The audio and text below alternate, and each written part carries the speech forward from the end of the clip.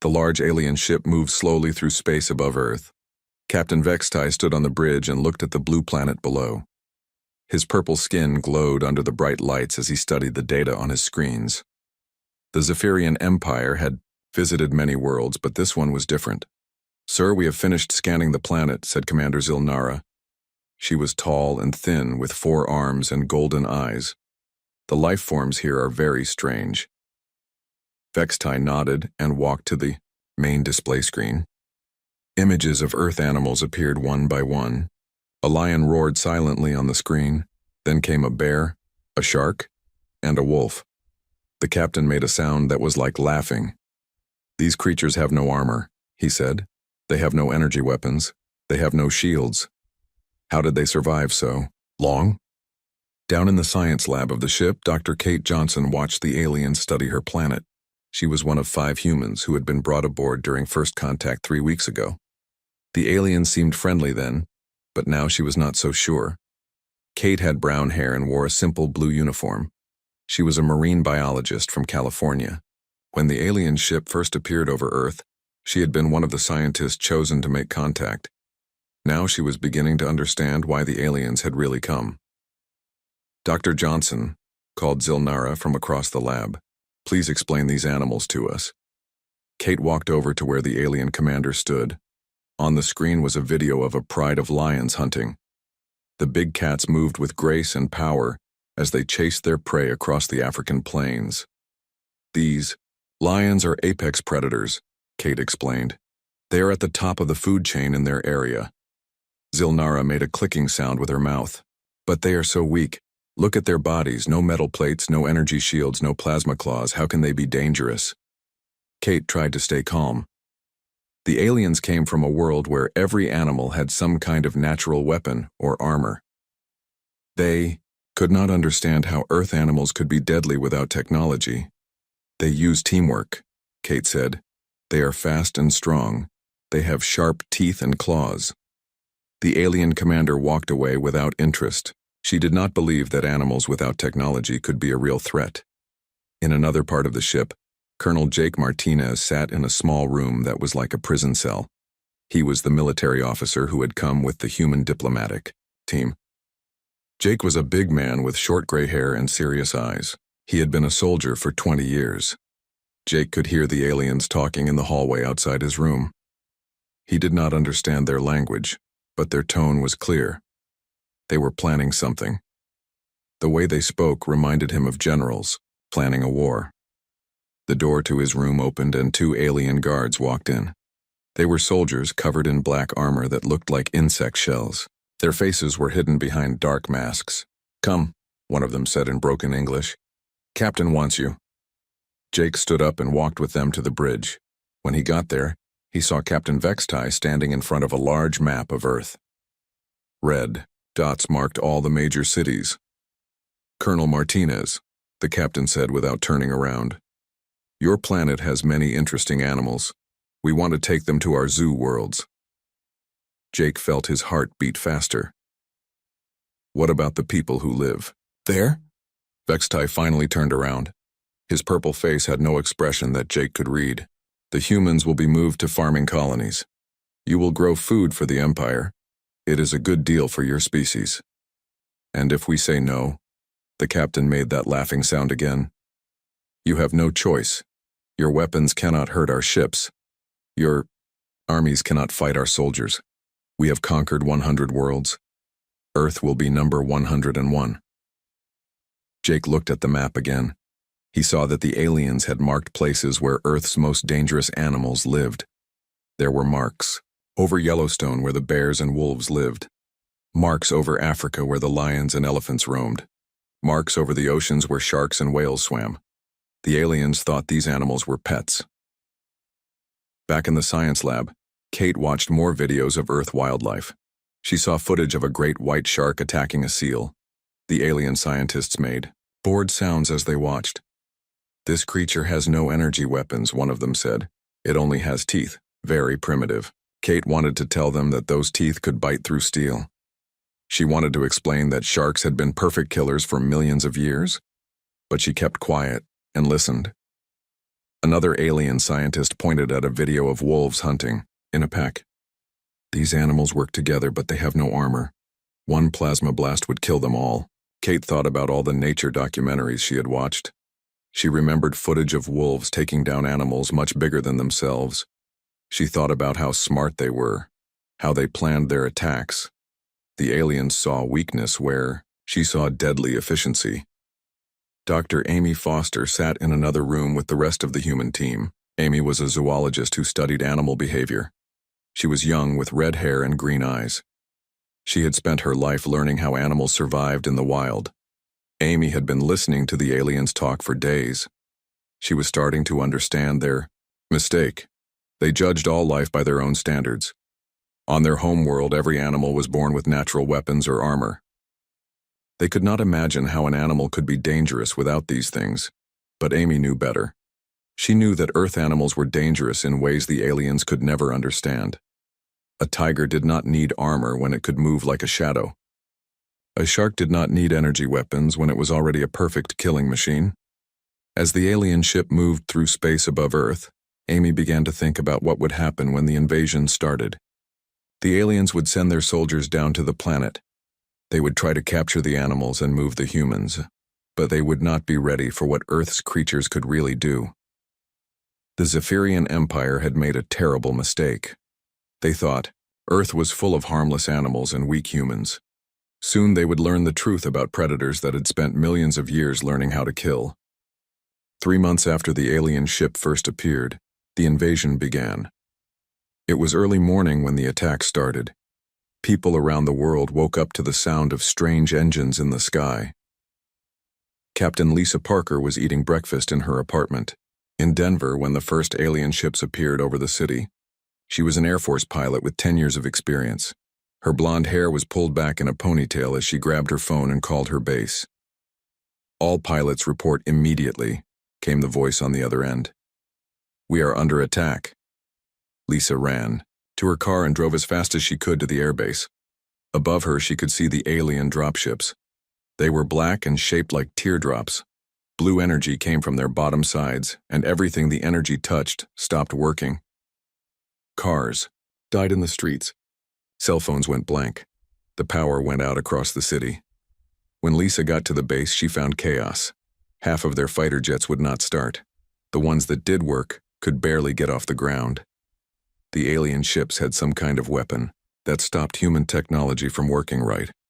"We need to evacuate to the backup site," said General Brown, the base commander.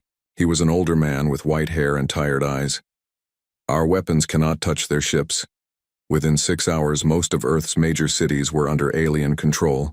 The Zephyrian soldiers marched through the streets in their black armor. They moved like machines, fast and deadly. Human armies tried to fight back, but their weapons had little effect. The aliens had energy shields that stopped bullets. They had plasma rifles that could melt through tank armor. Worst of all, they seemed to know exactly where to strike. They hit military bases first, then government buildings, then power stations. By the end of the first day, organized human resistance had collapsed in most places, but not everywhere. In Yellowstone National Park, a group of people gathered around a radio in an old ranger station. The building was made of wood and stone, hidden deep in the forest where the alien sensors could not find it easily. Captain Lisa Parker had made it out of Denver when her base fell. She flew her damaged fighter jet as far as she could before it finally stopped working. Now she sat with other survivors, listening to reports from around the world. "All major cities are under alien control," said Sergeant Ryan Cole. He was a young soldier with dark hair and scared eyes. "But there are still people fighting in the remote areas." Ryan had been on patrol in the mountains when the invasion started. He watched alien dropships land near the cities, but they seemed to ignore the wilderness areas. The aliens were only interested in places where lots of people lived. Dr. Amy Foster sat near the radio with a notebook in her hands. She was one of the few scientists who had escaped when the aliens attacked the research centers. Her red hair was dirty and her clothes were torn, but her green eyes still showed intelligence and hope. "The aliens are making a big mistake," Amy said quietly. "They are only securing the human population centers. They are ignoring the wilderness." Why does that matter? Asked Lisa. We lost the war in one day. Amy looked up from her notebook. Because they do not understand Earth. They think the dangerous things are in the cities. They think the animals out here are harmless. Outside the ranger station, the forest was full of life. Bears moved through the trees looking for food. Wolves howled in the distance. Mountain lions prowled the rocky cliffs. The aliens had seen all these animals on their scans, but they did not think they were important. That was their first mistake. In Florida, another group of survivors was learning the same lesson. Dr. Helen Cruz was a marine biologist who had been studying sharks when the invasion began. She managed to escape to the Everglades with a small group of people. Helen was in her 30s with black hair and brown eyes. She knew the swamps better than almost anyone. For years, she had studied how alligators and other predators lived. In the wetlands, the aliens set up a base near Miami, she told the group, but they have not secured the swamp areas. I do not think they understand what lives out here. The Everglades were full of creatures that could kill a person in seconds. Alligators that could crush bones with their jaws. Poisonous snakes that could drop from trees. Even the insects were dangerous. But the aliens flew over the swamps in their ships and saw nothing worth worrying about. To them, these animals looked weak and slow. Meanwhile, in the cities, the Zephyrian soldiers were setting up their occupation zones. They built force fields around groups of buildings to keep the humans inside. They set up guard posts and patrols to watch for trouble. General Korthak was the alien commander in charge of conquering Earth. He was bigger than most Zephyrians, with silver skin and 6 arms. He had conquered 12 other worlds for the Empire. Korthak stood in his new headquarters in what used to be Washington, D.C. He looked at reports from his commanders around the planet. Everything was going according to plan. The human military has been destroyed, reported Colonel Thexla. We control all major population centers. Resistance is minimal. Korthak nodded his large head. What about the animals? Have your teams begun capturing specimens for the zoo worlds? We have started in some areas, sir, but many of the creatures live in remote locations. Our scientists say we can collect them after we finish securing the humans. This was their second mistake. They thought they had all the time in the world. But in a small town in Alaska, former park ranger Ben Clark was watching something that would change everything.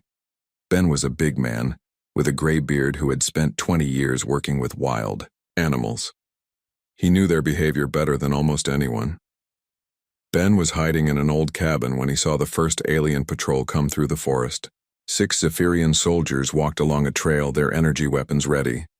They moved with confidence like they owned the place. But Ben saw something else. He saw brown shapes moving in the trees above the trail. Grizzly bears. 3 of them. They were following the alien patrol, staying hidden in the thick forest. Ben had never seen bears act this way before. Usually they stayed away from anything that seemed dangerous, but these bears were different. They moved like they were hunting. The alien patrol stopped to rest near a small stream. They took off their helmets and drank from their water supplies. They talked in their strange language and seemed relaxed. The bears watched from the shadows. One of the aliens wandered away from the group to look at some trees. He was curious about earth plants and wanted to take samples. He walked about 50 feet from his friends, still talking to them over his radio. That was when the first bear attacked. The grizzly came out of the trees like lightning. It weighed over 800 pounds and could run faster than a horse. The alien soldier saw it coming and tried to raise his weapon, but he was too slow. The bear hit him like a truck. Its claws went through his armor like it was made of paper. The alien screamed once, then went quiet. The other soldiers heard the noise and came running. They found their friend on the ground and the bear standing over him. They raised their plasma rifles and fired. The energy blast hit the bear, but the creature was already moving. It dodged most of the shots and charged at the nearest soldier. The other 2 bears came out of hiding and joined the attack. In less than 2 minutes, the entire alien patrol was dead. Ben watched from his hiding place with his mouth open. He had seen bears fight before, but never like this. The bears had worked together like a team. They had been smart about it, waiting for the right moment to strike. But the strangest part was what happened next. After the fight was over, the bears did not eat the alien bodies. They just looked at them for a while, then walked away into the forest. It was like they knew these creatures did not belong here. Back in Yellowstone, Amy Foster was studying reports that were coming in from survivors around the world. Strange stories were starting to reach the hidden camps, stories of alien patrols that disappeared in the wilderness, stories of creatures acting in ways no one had ever seen before. Something is happening, Amy told Lisa and the others. The animals are reacting to the invasion. They see the aliens as a threat. Lisa looked doubtful. Animals cannot fight an interstellar army. Amy smiled for the first time since the invasion began. Maybe not. But the aliens do not know that. Dr. Amy Foster sat in the hidden camp deep in Yellowstone and studied the reports coming in from around the world. Each story was more incredible than the last. Animals were not just defending themselves against the aliens, they were hunting them. Amy had short red hair and bright green eyes that showed her excitement as she read. She was a zoologist who had spent her life studying how animals behave. What she was seeing now was beyond anything in her textbooks. "Listen to this," she said, to Captain Lisa Parker and the others gathered around the radio. "A report from Australia. An entire alien mining operation was abandoned after repeated attacks by dingo packs." Lisa shook her head. "Dingoes are not that dangerous. They usually avoid people." "That is exactly the point," Amy replied. "These animals are not acting normal. They see the aliens as invaders and they are doing something about it." In the mountains of Montana, Ben Clark was seeing the same thing. The old park ranger had spent the last week watching the local wildlife, and what he saw amazed him. The bears in his area were not running from the alien presence. They were studying it. Ben had gray hair and a thick beard. He knew these mountains better than anyone. For 20 years he had tracked bears, wolves, and mountain lions through these forests. He knew how they thought and how they acted. But this was different. Ben crouched behind a fallen tree and watched a group of grizzly bears at the edge of a meadow. 3 adult bears sat on their back legs and looked down at an alien base in the valley below. They had been watching for hours, like generals planning an attack. The alien base was small, just a few buildings surrounded by a force field. Maybe 20 Zephyrian soldiers lived there. They used it to coordinate patrols through the wilderness areas. As Ben watched, one of the bears stood up and walked into the forest. A few minutes later, the second bear did the same thing, then the third. They were splitting up, moving to different positions around the base. Ben had seen wolf packs do this kind of thing when they hunted elk. They would surround their prey and attack from multiple directions. But he had never seen bears work together like this. That night, the bears attacked. The alien force field was designed to stop energy weapons and explosives. It was not designed to stop 800-pound grizzly bears that could dig under barriers and climb over walls. The first bear came from the north side of the base. It dug a hole under the force field in less than 10 minutes. Its claws were like shovels, and the dirt flew as it worked. The second bear attacked from the west. It found a place where the force field generator was mounted on a tall pole. The bear climbed the pole like it was a tree and knocked the generator down with its powerful arms. The third bear waited until the force field failed, then charged straight through the front entrance. The alien soldiers inside the base panicked. They had weapons that could destroy tanks, but they had never trained to fight wild animals in close quarters. Their plasma rifles were too powerful to use inside their own buildings without causing explosions. By morning, the base was empty. The bears had killed half the soldiers and scared the rest into fleeing. Then the bears had torn apart the alien equipment with their claws and teeth. Ben found the scene the next day. The alien buildings were in ruins. Strange blue liquid leaked from broken machines. But there were no bear bodies anywhere. The bears had won without losing a single member of their group. Similar stories were coming from all over the world. In Africa, Dr. Steve Rodriguez was working with a group of survivors near the Serengeti. Steve was an animal behaviorist who had come to Africa to study lions and elephants. When the aliens invaded, he found himself trapped in the wilderness with a small group of tourists and guides. Steve was a thin man with dark hair and serious brown eyes. He had spent years learning how predators think and act. Now he was seeing that knowledge put to use in ways he never imagined. The Lions are coordinating their attacks, he told the group over their radio. I watched them take down an alien convoy yesterday. They worked together like they had been planning it for weeks. The attack had been perfect. The alien convoy consisted of 3 vehicles moving along a dirt road through Lion territory. The vehicles had energy shields and heavy weapons, but they were not prepared for what happened next. The Lions had blocked the road with fallen trees, forcing the convoy to stop. Then they attacked from all sides at once. Some Lions jumped onto the vehicles from above. Others attacked the wheels and engines. A few even seemed to understand that they needed to damage the communication equipment. The entire attack lasted less than 5 minutes. When it was over, the alien vehicles were destroyed and their crews were dead. The Lions disappeared back into the tall grass like ghosts. But the most incredible reports were coming from the oceans. Dr. Helen Cruz was hiding in the Florida Everglades with her group of survivors. Helen was a marine biologist who had spent years studying shark behavior. She had diving equipment and underwater cameras that still worked, because they did not depend on the electronic systems the aliens had disabled. I have been monitoring the alien submarine activity, she reported over the radio. They are losing boats faster than they can replace them. Helen had discovered something that terrified the alien naval forces. The great white sharks along the Yar coast were hunting alien submarines like they were prey animals. At first, Helen thought it was just normal shark behavior. Sharks sometimes attacked submarines because the engines made sounds that confused them. But this was different. The sharks were working together, and they seemed to understand what they were attacking. Helen had underwater video of a coordinated attack by 6 great white sharks on an alien patrol boat. The sharks had surrounded the boat and attacked it from different angles. Some hit the engines while others damaged the hull. They kept attacking until the boat sank. The aliens tried to fight back with underwater weapons, but sharks are fast and smart in their home environment. They could dodge energy blasts and attack from blind spots that the aliens could not cover. Even more incredible, other sea creatures were joining the fight. Orcas, the killer whales, had started ramming alien ships with their massive bodies. Dolphins were using their echolocation to find hidden alien submarines and then calling in larger predators to attack them. The ocean had become a hunting ground, and the aliens were the prey. Back in Yellowstone, Amy Foster was trying to understand what was happening. She had reports of coordinated animal attacks from every continent: bears in North America, lions in Africa, sharks in the oceans.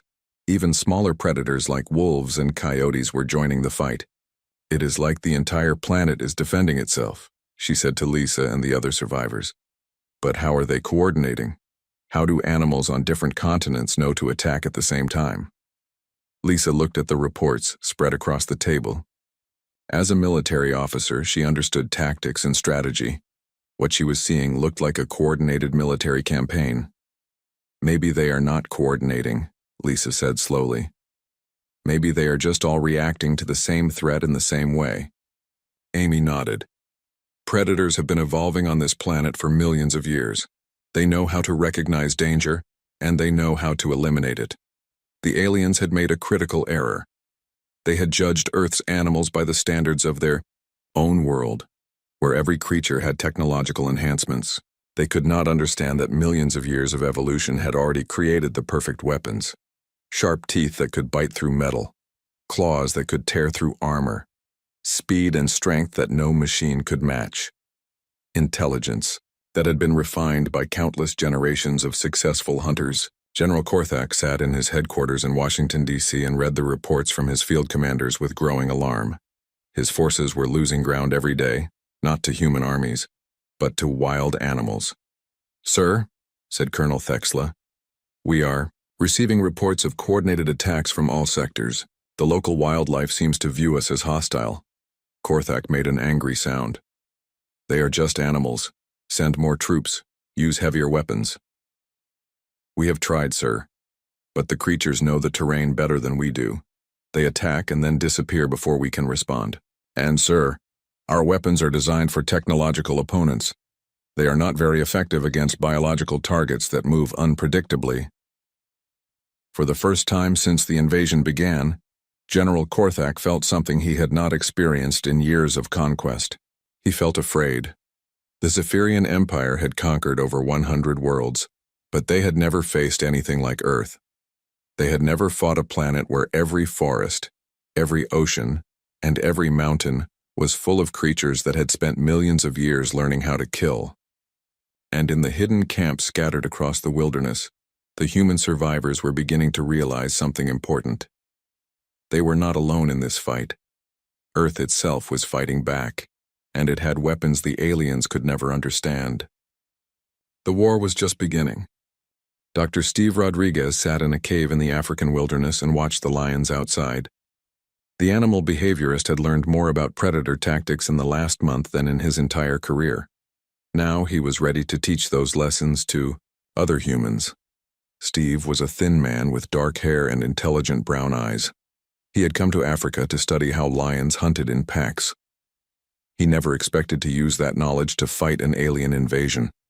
The key is not to fight like humans, he explained to the group of survivors gathered around him. We need to fight like predators. Among the group was former Navy SEAL Commander Nick Thompson. Nick was a big man with short blonde hair and cold blue eyes. He had led special operations teams for 15 years, but this was different from any war he had ever fought. Explain what you mean, Nick said. Steve pointed outside the cave where a pride of lions was resting in the shade. Lions do not attack a buffalo head-on. The buffalo is bigger and stronger. Instead, they use teamwork, patience, and surprise. They isolate their target, wear it down, and attack when it is weakest. Nick nodded slowly. Hit and run tactics. We have used those before. Yes, but there is more, Steve continued. Watch how they move. They use the terrain to their advantage. They attack from multiple directions. They make no unnecessary noise. Most important, they know when to retreat and when to strike. In the months since the invasion began, human survivors had been learning hard lessons about fighting the Zephyrian forces. Direct attacks always failed. The aliens had better weapons, better armor, and better technology, but they had weaknesses that predators knew how to exploit. Captain Lisa Parker was learning the same lessons in the mountains of North America. The Air Force pilot had become the leader of a growing resistance group in Yellowstone. She sat in their hidden base and studied maps with Dr. Amy Foster and the other survivors. The aliens patrol in predictable patterns, Lisa said, pointing at marks on the map. They follow the same routes every day. They stop at the same places to rest. They are too confident. Amy looked up from her notebook. That is exactly what prey animals do when they do not know they are being hunted. They become comfortable and make mistakes. Over the past weeks, Amy had been studying not just animal behavior, but human behavior too. She watched how the survivors adapted to living in the wilderness. She saw how they learned to move quietly, to hide their scent, to think like hunters instead of soldiers. We need to become apex predators, Amy said quietly. The aliens think they are at the top of the food chain. We need to show them they are wrong. The first major human success came in South America. Captain Tony Garcia had escaped from the fall of Buenos Aires with a small group of soldiers and civilians. Tony was a special forces officer with black hair and dark eyes who spoke 3 languages and had survived combat in 5 different countries. Tony had been studying how jaguars hunted in the Amazon rainforest. Jaguars were solitary hunters who used stealth and patience to take down prey much larger than themselves. They could climb trees, swim rivers, and move through the jungle without making a sound. We are going to hunt like jaguars, Tony told his team. 1 target at a time. Get in silent, strike fast, get out clean. Their first mission was to eliminate an alien communication post deep in the jungle. The post was heavily defended with energy shields and automatic weapons. A direct attack would be suicide. Instead, Tony and his team spent 3 days studying the target. They learned the guard schedules, the weapon positions, and the escape routes. They moved through the trees like the jaguars they had been watching, silent and invisible. On the night of the attack, they struck like lightning. Tony dropped from a tree directly onto the alien commander and killed him with a knife before he could raise an alarm. His teammates disabled the communication equipment and eliminated the guards in less than 2 minutes. By the time reinforcements arrived, Tony's team had vanished back into the jungle. The aliens found only their destroyed equipment and the bodies. of their soldiers. News of the successful mission spread to resistance groups around the world. For the first time since the invasion began, humans had proven they could hurt the aliens. In Asia, Dr. Laura Kim was developing different tactics based on smaller predators. Laura was a young woman with long black hair who had been studying ant behavior when the aliens invaded. She escaped from Seoul and found refuge in the mountains with other survivors. Army ants are tiny, she explained to the group, but they can kill creatures thousands of times larger by working together in huge numbers. Laura's idea was to coordinate hundreds of small resistance cells to attack alien positions at the same time. Each cell would only have 3 or 4 people, but they would all strike simultaneously across a wide area. The aliens cannot be everywhere at once, she said. If we hit them in 50 places at the same time, they will not know where to send their reinforcements. The strategy worked perfectly. On the night of the coordinated attack, resistance cells struck alien positions across 3 countries. They destroyed supply convoys, communication towers, and patrol bases. Most of the attacks were small, but together they crippled alien operations across the entire region. The aliens tried to respond, but they were confused and overwhelmed. By the time they figured out what was happening, the human attackers had disappeared. General Korthak received reports of the attacks with growing frustration. His purple skin had turned darker with stress, and his 6 arms moved constantly as he paced around his command center. How can primitives without technology defeat our soldiers? He demanded. Colonel Thexela looked at the tactical displays with confusion. Sir, they are not fighting like any enemy we have faced before. They do not mass their forces for direct attacks. They strike and disappear like ghosts. Then we will hunt them down like animals, Korthak replied. But that was exactly the wrong approach. The aliens tried to track human resistance fighters using the same methods they used against technological enemies. They looked for energy signatures, communication signals, and large group movements. The humans had learned to avoid all of those things. They moved in small groups or alone. They communicated with simple signals that did not use electronics. They attacked without warning and vanished without a trace. In the waters off California, marine biologist Dr. Helen Cruz was teaching similar lessons to a group of Navy divers who had escaped from San Diego. Helen had been studying how orcas hunted as a team, and she realized the same tactics could work underwater. Orcas are the apex predators of the ocean, she explained to the divers. They hunt in coordinated groups called pods. Each member has a specific role in the attack. The divers had been trying to sabotage alien underwater installations using conventional military tactics. Most of their missions had failed because the aliens had superior technology and firepower. Helen taught them to think differently. We need to attack like orcas. Use the water to our advantage, strike from below where they do not expect us. Coordinate our attacks so they cannot focus on any one threat. Their first mission using orca tactics was a complete success. The divers approached an alien underwater base from multiple directions, moving slowly and quietly like a hunting pod. They attached explosives to critical systems and retreated before the aliens knew they were there. When the explosions went off, they destroyed the base's power systems and life support. The aliens were forced to evacuate, giving up a strategic position they had held for months. Back in Yellowstone, the human resistance was growing stronger every day. New survivors arrived at the hidden camp with stories of successful attacks around the world. Amy Foster kept track of all the reports, looking for patterns and lessons. We are learning, she said to Lisa and the others. Every day we get better at this. Every day we become more like the predators we have been studying. Lisa looked at the maps covering the walls of their command post. Red pins marked successful attacks. Blue pins showed alien positions. The pattern was clear.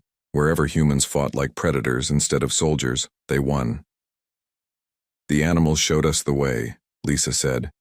They proved the aliens could be beaten. Now we are learning to do it ourselves. Nick Thompson had arrived at the camp a week earlier with a team of Special Forces veterans. He brought news from other parts of the country and tactical expertise that helped coordinate attacks. The aliens are starting to make mistakes, he reported. They are pulling back from the wilderness areas. They are concentrating their forces around the cities where they have the humans trapped. Amy smiled. They are doing exactly what prey animals do when they are under pressure. They are gathering together for protection. But that just makes them easier targets for coordinated attacks. The resistance was learning that humans had advantages the aliens did not understand. Humans had lived alongside Earth's predators for millions of years. They knew how these creatures thought and acted. They could learn from them and adapt their tactics. But more important, humans had something the Zephyrians lacked. They had the intelligence to understand what they were fighting for, and the determination to never give up. The aliens had conquered over 100 worlds, but they had never faced an enemy like Earth. They had never fought a species that could learn from every creature on their planet and turn those lessons into weapons of war. The final battle did not begin with armies clashing or ships firing at each other. It began with a sound that made the alien invaders stop and listen in fear. It was the sound of Earth itself waking up. Dr. Amy Foster stood on a hill overlooking the ruins of Denver and heard it first. A low howling that seemed to come from everywhere at once. It was not just wolves, though their voices were part of it. It was the sound of every predator on the planet calling to its kind. Amy had red hair that moved in the wind as she listened. Her green eyes were bright with understanding. For months she had been studying how animals and humans were working together to fight the aliens. Now she was seeing something that amazed even her. "They are talking to each other," she said to Captain Lisa Parker, who stood beside her. Lisa was the Air Force pilot who had become a leader of the human resistance. Her blonde hair was tied back and her face showed the stress of months of warfare. "What do you mean?" Amy pointed toward the city below, where alien forces had built their main base. "The animals.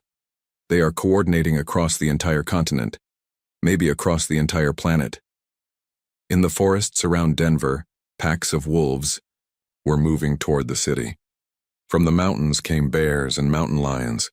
From the rivers came no sound, but Amy knew the predators there were moving too. The aliens had made their final mistake. They had gathered their remaining forces into a few large bases, thinking this would make them stronger. Instead, they had made themselves perfect targets for the kind of coordinated attack that Earth's predators did best. Colonel Jake Martinez had escaped from alien captivity 3 weeks earlier. The military officer had gray hair and serious eyes that had seen too much war. He stood with Amy and Lisa on the hill, watching the alien base through binoculars. "I count at least 5,000 Zephyrian soldiers down there," he said. "Plus, their vehicles and aircraft. If we attack that directly, we will be destroyed." Amy smiled. "We are not going to attack it directly. We are going to let Earth do it for us." The plan had been developing for weeks, as resistance groups around the world shared information and coordinated their efforts. It was based on something Amy had learned from studying pack hunters. The most successful predators did not just work with their own species, they worked with other predators too. In Africa, lions and hyenas sometimes hunted together when facing large prey. In the ocean, different species of sharks would coordinate attacks on whale carcasses. Even birds would work with ground predators to flush out prey. Now, for the first time in history, every predator on Earth was working together. Captain Sam Mitchell led the urban resistance fighters who had survived in the ruins of New York City. Sam was a former police officer with dark hair and quick reflexes who knew every building and tunnel in the city. He had learned to move through the urban landscape like a coyote, silent and invisible. "The aliens think the cities are safe for them," he reported over the radio. "They have force fields and heavy weapons, but they do not understand what lives in the ruins with us." The cities were full of predators that the aliens had never considered dangerous. Rats that could chew through their equipment, birds that could damage their aircraft, even domestic cats and dogs that had gone wild and learned to hunt in packs. But the most dangerous urban predators were the humans who had learned to think like animals. Sam's team had spent weeks studying how urban coyotes survived in big cities. The animals used storm drains and subway tunnels to move unseen. They knew which buildings were safe and which were dangerous. They had learned to avoid detection while hunting in the middle of human civilization. Now the humans were using those same tactics against the aliens. Dr. Helen Cruz was coordinate the ocean part of the attack from her base in the Florida Everglades. The marine biologist had dark hair and intense brown eyes that showed her excitement as she watched her underwater cameras. "The whales are moving into position," she reported. "I have never seen anything like this. Sperm whales, orcas, even blue whales. They are all heading toward the alien naval bases." Helen had discovered something incredible in her months of studying alien animal conflicts. The whales could use their echolocation to see through alien cloaking technology. Their sonar was more advanced than anything humans had ever built. But more than that, the whales seemed to understand that the aliens were a threat to their entire planet. They were not just defending their territory anymore. They were going to war. The attack began at sunset on a day in late autumn. It started in the wilderness areas and moved toward the cities like a wave of teeth and claws. In the mountains around Denver, Ben Clark watched the first wave attack the alien outer defenses. The old park ranger had gray hair and a thick beard, and his eyes showed amazement at what he was seeing. Grizzly bears charged out of the forest toward the alien perimeter, but they were not charging blindly. They moved in coordinated groups, attacking different sections of the fence at the same time. Above them, mountain lions jumped from tree to tree, using the high ground to attack alien guard posts. Wolves ran alongside the bears, using their speed to get around the alien flanks. But the most incredible part was how they worked with the human resistance fighters. Captain Tony Garcia had brought his team up from South America for the final battle. The Special Forces officer had learned Jaguar tactics in the Amazon, and now he was using them in the Colorado mountains. As the animals attacked the alien perimeter, Tony's team moved through the chaos like ghosts. They used the confusion to get close to the alien command posts and disable their communication systems. The aliens tried to coordinate their defense, but they could not talk to each other. Their radios were jammed, their computers were destroyed, and their officers were under attack by creatures they still did not understand. In the sky above the battle, something even more incredible was happening. Dr. Laura Kim had made contact with flocks of ravens and hawks that were working as scouts for the ground forces. Laura was the young scientist who had studied ant behavior in Asia. Now she was in Colorado, coordinating with birds that seemed to understand the battle plan better than some human soldiers. The birds flew over the alien base and reported back with cries that the other predators seemed to understand. They showed where the alien weapons were placed, where the guards were stationed, and where the weak points in the defenses could be found. General Korthak stood in his command center in the middle of the base and watched his defenses crumble. The purple-skinned alien commander had 6 arms that moved frantically as he tried to coordinate his forces. "Sir, we are under attack from all directions," reported Colonel Thexela. "But we cannot identify the enemy forces. Our sensors show thousands of targets, but most of them appear to be local wildlife." Korthak made an angry sound. "Wildlife cannot destroy our army. Send out the heavy weapons units." But when the Zephyrian heavy weapons teams left the safety of the base, they found themselves facing something they had never trained for. They were designed to fight other armies with tanks and aircraft. They were not designed to fight an entire planet full of creatures that had evolved to kill. The alien war machines were powerful, but they were also loud and slow. The predators attacking them were fast and silent. Wolves ran between their legs and damaged their power systems. Bears climbed onto their backs and tore apart their weapons. Birds dove from the sky and damaged their sensors.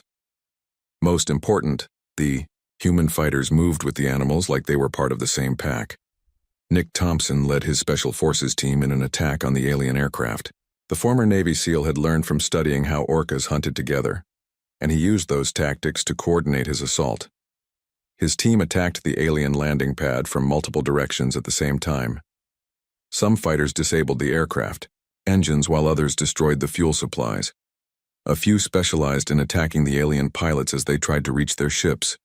The attack was perfectly coordinated, and within minutes the entire alien air force was destroyed on the ground. But the most decisive moment of the battle came when the ocean predators joined the fight.